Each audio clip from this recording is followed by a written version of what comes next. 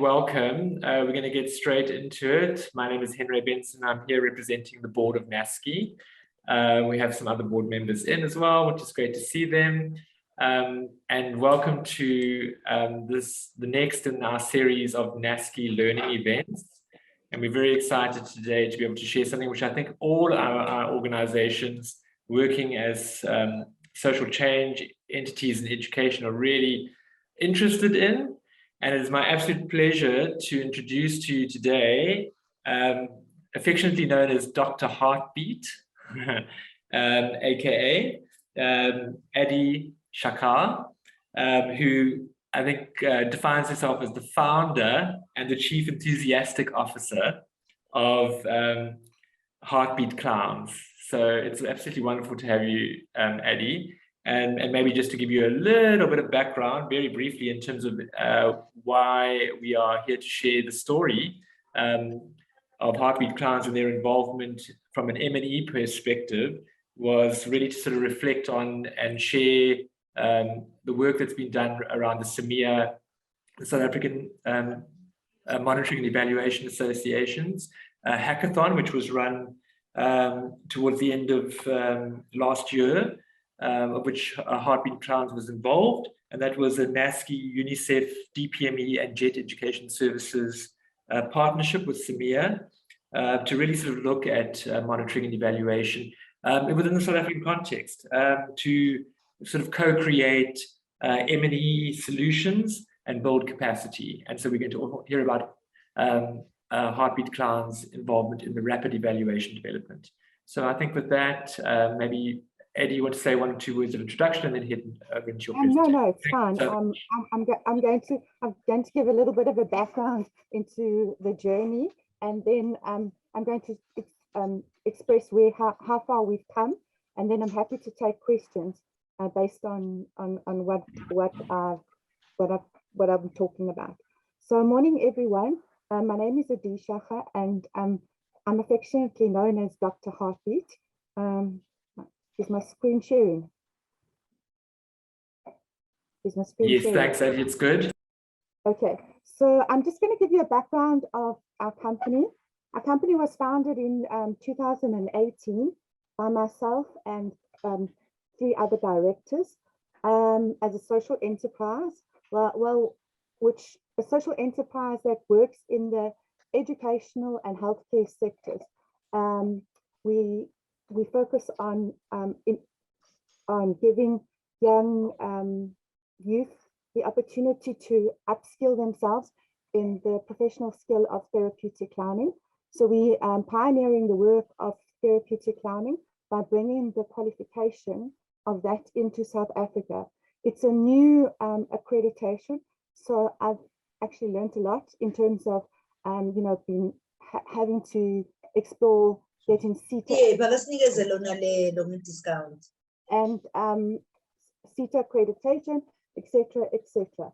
So I'm just going to, this is the board of directors. We're a team of 3 ladies, myself, Nomsa Makwena, and Boniswa Maseko. Our project is really aligned to 4 key sustainable development goals. The first one is SDG 3, which is looking at health, ensuring and promoting good health and well-being. The 4th one is looking at quality education. The 4th one is looking at job opportunities, and the 5th one is looking at partnerships. So we've built our business model aligned to support the SDG goals.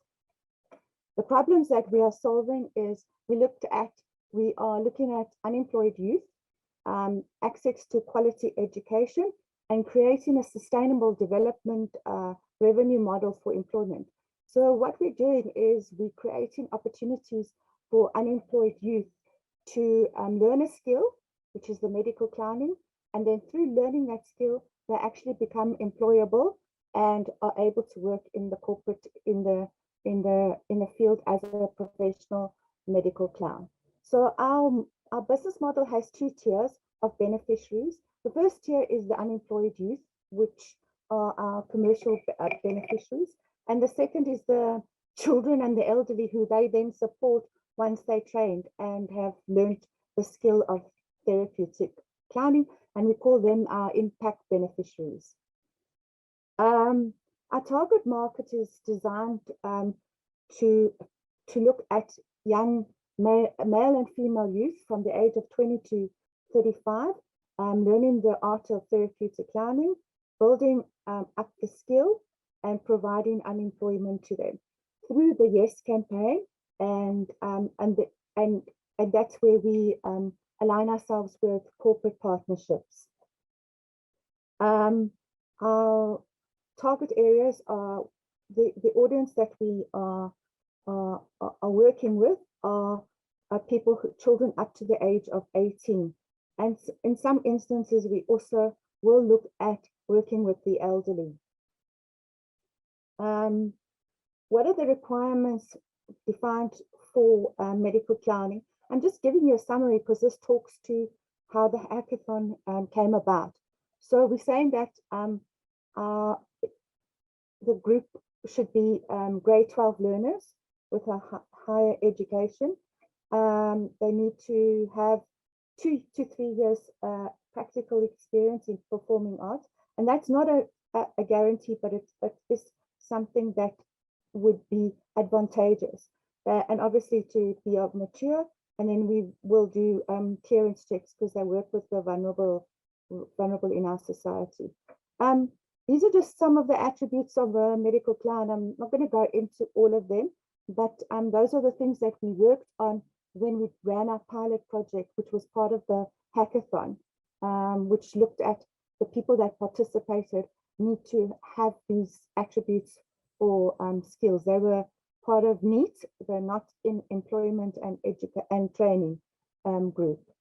Part of our project was to build partnerships, which is why we've partnered with the Yes, the Youth Empowerment Service Campaign, to influence social impact, where we offer the quality education, which is an 18-month learning program. We bring the quality education from an accredited program in from two European universities. One is St. Elizabeth University in Germany, and the other one is St. Elizabeth is in Bratislava, and the other one is in Germany. We've worked out that in a year, the impact that a medical clown has, that's the reach that they're able, the beneficiaries they're able to reach in a year. Okay, so now we're going to talk about we've also put together part of the medical clown. We're saying that we've built a talent pipeline, and we're saying that once a clown is trained, there are further opportunities for I see there's a mistake there, for opportunities for career growth in other fields of healthcare, in the healthcare sector. This is what we put together before we did the pilot project, which talks to, we put a results framework together, which you'll see is the 3 objectives that we want to achieve, which are aligned to the SDG goals. And I'm just going to show you, this is what we put together relating to our understanding of monitoring and evaluation, and how we would envisage tracking the key performance indicators that were identified.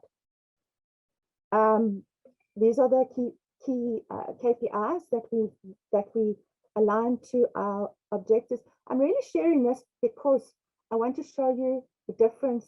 This was our perception of how monitoring and evaluation would work.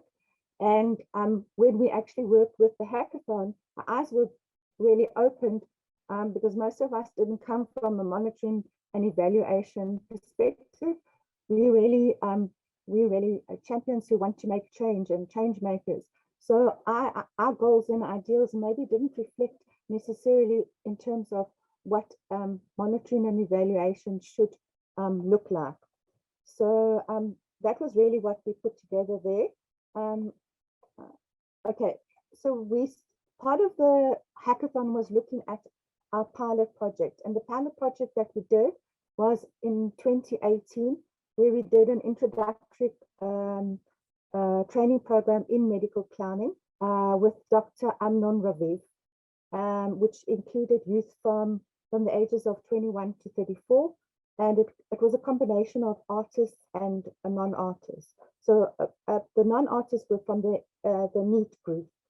So essentially the Samaya Hackathon looked at the theme of monitoring and evaluation in a crisis. And our assignment was to look at a design plan for heartbeat clowns, which is what we did in a very short period of time, which is what the hackathon was all about. As Henry explained, there were a number of participating organizations part of the project, and those were members of each of the teams. So we had representation from Samaya, UNICEF, NASCEE, people from the Department of Planning and Monitoring and Evaluation, and we had spearheaded by people from JET Education Services. So the project team came about. The idea was looking at the focus of evaluation to design a program to evaluate our pilot project, which we did in 2018, and refine the program and look at design post-COVID, seeing how COVID would have impacted on our organization, which did have a dramatic impact because when COVID came out, we weren't able to actually implement any of our training because we weren't able to access hospitals, so the restrictions in those areas, and also the training providers are from overseas, so restrictions of travel for them to come into our country. So it did have a huge impact on us actually moving past the pilot program. So this is now the evaluation was to what it really looked at was it looked at clearly defining the target group and setting out a model that it could be still applicable post COVID, and then any obstacles and features that would be aligned to the design. We remained on the target group remained the same. So it was youth that weren't in training, part of the NEET group. The other target group would be members from our organization, and also would include the group of students who participated in the training, plus potential students who could potentially participate in future learning programs of this kind. We also included people from the healthcare sector, both in private and in government institutions. So basically what the hackathon did, it was 2 weeks of us compressing all this information together. So we had team leads, and what we did was we really wrote, we put together a document which was part of phase 1 in terms of what we actually didn't initiate the data collection, but we put together what should be done in terms of going forward to phase 2. And so those were the interviews with those core target groups, as I mentioned. That we also looked at the program implementation, how the idea was to look at the program. When I say we were lucky enough to actually be granted funding from Samaya to go into phase 2. So sometimes I'm talking about the two phases in the same breath, because this is really the data collection is what we actually did now in the last month or two to actually collect all the data that was necessary, evaluating and going out to the target groups that were identified and interviewing the various people. So at the moment, I'm just giving you the information relating to the document, the strategy in terms of how we went about it. So as I said, there were informant interviews with the directors of the 3 directors, participants of the program, NEET youth and healthcare workers. The idea would be semi-structured interviews, which would yield information for us to see what the design and implementation of the pilot project was all about. So the data collection and analysis looked at theory of change and literature review. So we looked at a lot of literature that works in other parts, surveys and things that work from other countries. Would look at information interviews with the management of our organization, and then interviews with those other 3 parties. So this is where we are now at the moment. We're actually in the implementation phase. And last week, Friday, we got presented our preliminary report from SAMEA, who are forming part of the evaluation process. And I'm just going to share with you some of the insights that have come out of this. So this is really, they've actually gone out now and done the interviews and collated all the data. And what has been very interesting for me, looking at the evaluation, is the results from the evaluation, because sometimes one has a vision for doing something, but and I think that's the lesson that I learned from this whole process, is that we have a vision for doing something, but we never test whether it would really work, or if it would be something that would be acceptable and something that people would need. So in our own minds, we think that the project may be something suitable and meet the needs of the youth, which is what we identified. We're resolving problems and we're creating job opportunities, but maybe is it something that people really want to do or really want to learn?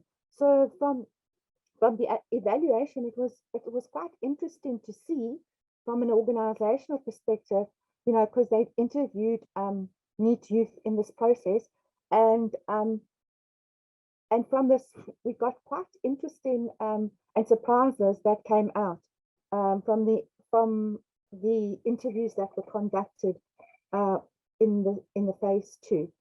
So I'm not going to share the interview questions, but what it was really looked at, what is our theory of change in terms of the program, a needs assessment that was developed for the pilot program, and was the target audience that we defined really clearly defined, and is the model still applicable? Is it something that is needed in the broader community? And if there were, especially given that COVID came around, and then obstacles and gaps within the process. So the preliminary report is in a draft format, as I said, and it will be presented at the SAMEA conference in later September. And for me, the insights were very enlightening because they showed gaps in the project. So I shared with you what we envisaged to do in as part of the program and what we wanted to do. At that stage, we didn't really have a formal idea of developing a structure for a theory of change. So that was very important because that was something that was missing. And it also highlighted that there is a greater need for us to market what is medical clowning, because many people who were interviewed didn't really know what medical clowning was. So there's something for us to do there. And it also, which was very nice, because they interviewed youth, matriculants from different schools, and from that it showed that there was an interest in medical clowning to pursue as a career. So that was quite interesting because the percentage ratio was higher than okay, there were a few people that said they didn't know about it, so they couldn't honestly, confirm, but there's definitely a need from young people who would want to do this as a career. And the other thing, I think we needed to refine our target group, because in the pilot project we said NEET, a group of youth from NEET, and we also included artists, people with a training, with a background into performing arts. So from the feedback from the phase 2, it really showed that we do need to be more specific about who is our target group. And that's really our involvement in the whole process. I'm happy to take questions from anyone. I must admit that monitoring and evaluation was not really something I was inclined to understand or be part of. I'm not from the educational sector, although our program is really combining arts, education and health together, because the work is obviously in the healthcare sector, the qualification is in the educational sector, and some of the elements of the training form also part of the arts sector. So it's a combination of almost three different components. So I personally don't come from the educational sector, but I did realize that it's important. One of the important things that came out from the pilot program was that we needed to get a suitably qualified educational program in place. And that's where we went back and refined our program to look at something that has a quality education element and has an accreditation aligned to it. Yes, I think that's about it from me. I'm happy to take questions from anyone, or if there's clarification that is needed. Thanks very much, Adi, for the very interesting presentation and the journey through M&E with the CEMIA hack. Yeah, let's have a look at, see if we get any questions in the comment, but otherwise you're welcome to also, if you have any questions, please do raise your hand or just unmute, but let's just try and manage it. So I wanted to ask you quickly, Adi, so you talked a little bit in the beginning about your perception of M&E, and you mentioned it now even in the closing, coming into the hackathon. I was just wanting you to maybe reflect on some of the practical skills that you came in and then you left with, thinking, this is something I really didn't know before and something that I came out with. So I think one of the key things was like theory of change, which was something quite foreign to me. I'd heard and read about theory of change and impact and monitoring and evaluation, but it was almost something that was out there, but I hadn't really been actually involved in part of a project or a program. So I think one of the things that was interesting for us as an organization was skills transfer. So the different participants in phase 1 of the project were really learning new skills. And for us as an organization, the directors really who were part of phase 1 really gained a lot of knowledge in terms of the understanding of how to conduct monitoring and evaluation, what is needed to be done. So we put a project together and we hadn't considered that to be something that is critical. And after the hackathon, it did open our eyes to see that, it really does have an influence on how you want to implement something.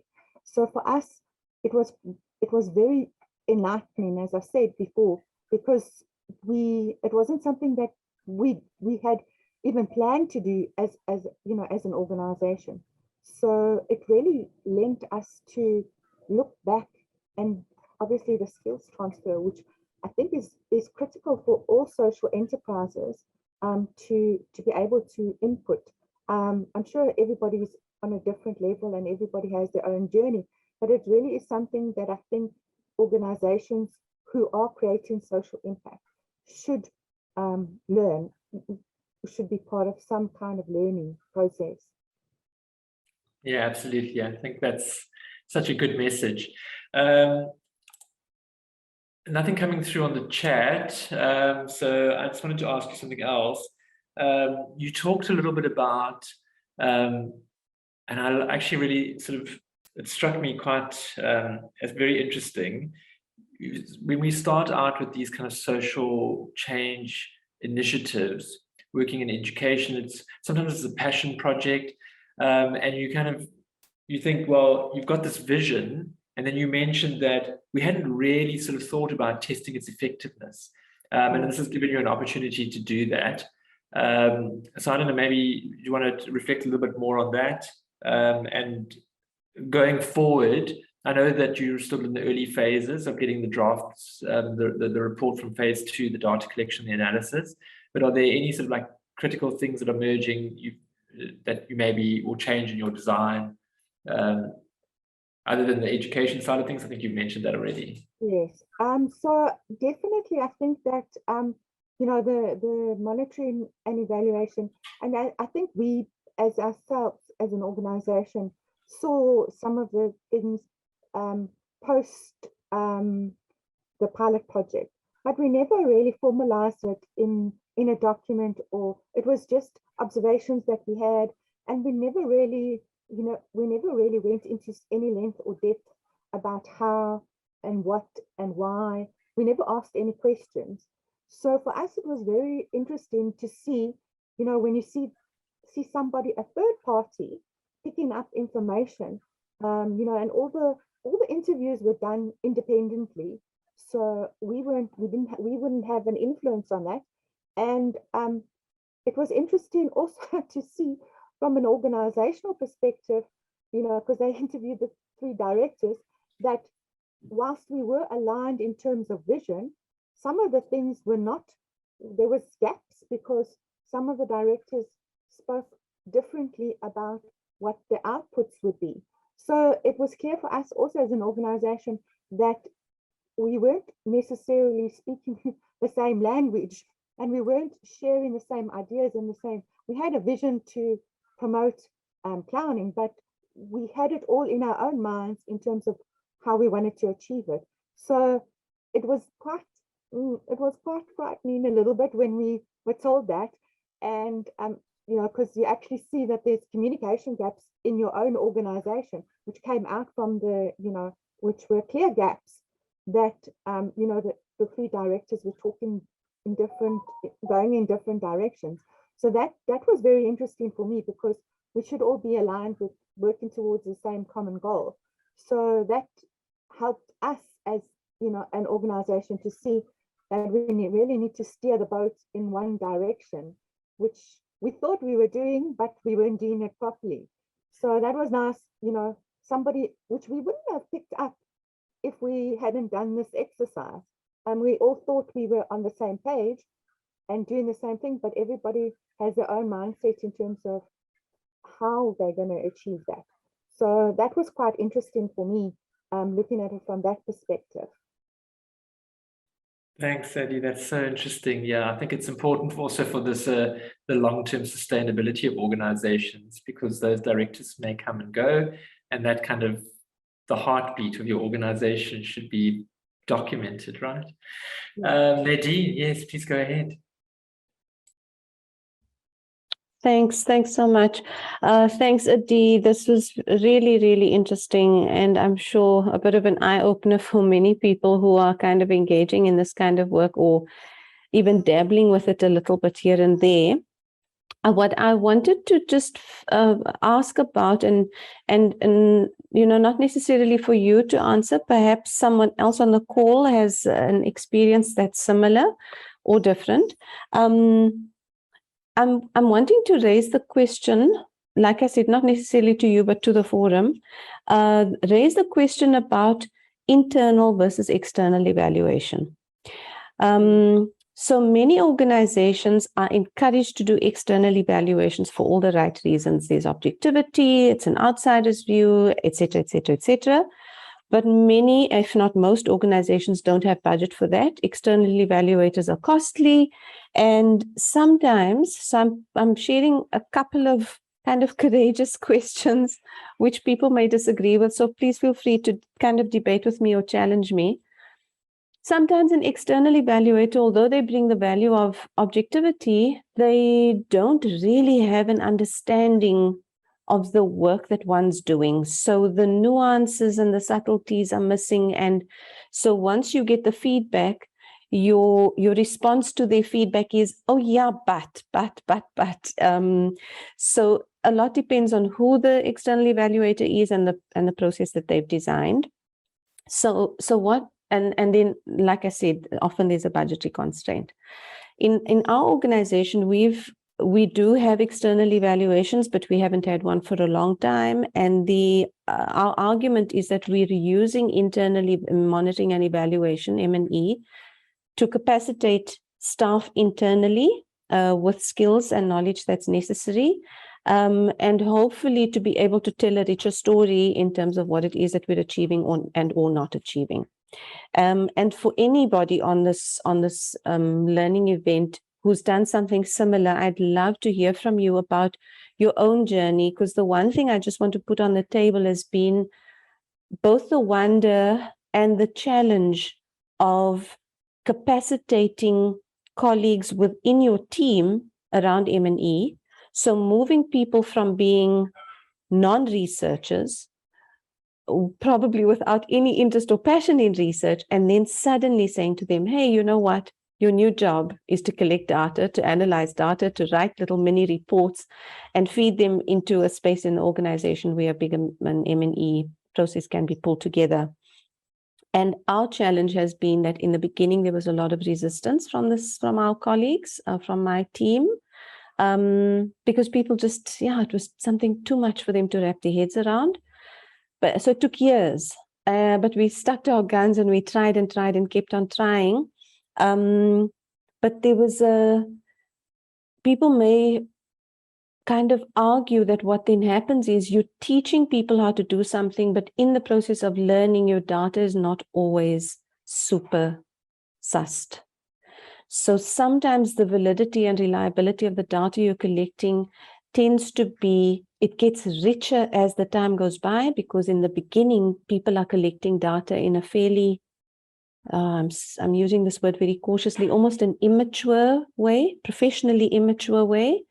And you learn from the mistakes, and through that, you teach people some more and some more and some more. So I speak very positively about that journey, but I think a more perfectionist researcher will say to me, that's not the way to go. So I'm putting this on the table for debate and question. How are others kind of grappling with that, if at all? Thanks so much, Henry, and thanks again, Adi. Yeah, as Nadine said, thanks very much, Nadine. Very useful, I think challenging questions as well. Not for Eddie necessarily to answer, and I feel the pressure to do that. But if you want to make a comment about it, certainly from your experience through the hack as well. Yeah, I think the things that Nadine raised are quite interesting, because capacity, monitoring and evaluation is not necessarily something we focus on as an organization, because we've got other deliverables that are more critical. You've got projects to implement, you've got fundraising, you've got other things, and sometimes there's no budget for monitoring and evaluation. So often, as an organization perspective, that was one of the reasons when NASCEE put out the thing to say, would any organizations like to get involved?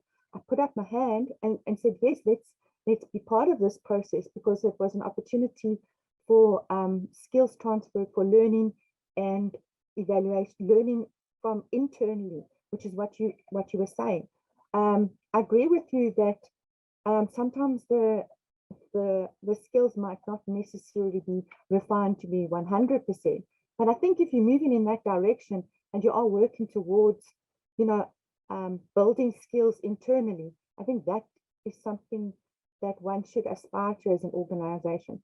And I think one of the things that, being a member of NASCEE, and I'm sorry, I'm not promoting NASCEE, I'm just saying, one of the things that has been for me very beneficial is, as an organization, we've been exposed to these types of learnings, and which is great. And I think maybe more could be done.